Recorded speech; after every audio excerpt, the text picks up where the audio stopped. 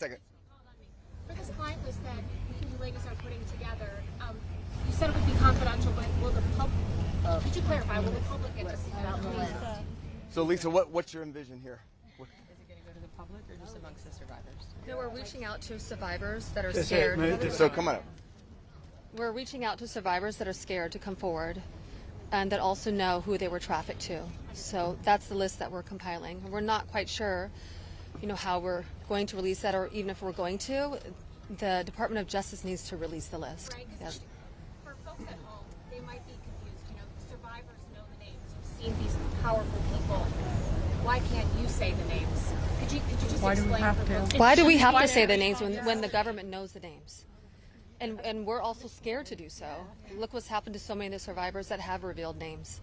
Yeah, I find the question about the bill. I think it's also worth saying that having represented, I think, between our firm and Boyce Schiller, hundreds of victims, and we've talked to them about the various people that they were farmed out to. So we've created somewhat of a list. Most of these individuals, the victims, are very scared to say these names because they could get sued, they're going to get attacked, and nobody protected them the first time.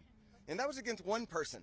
So is there a list? There is a list, but just to dispel kind of the common theme here, every one of these women was abused by Jeffrey Epstein, and his scheme was to personally abuse women.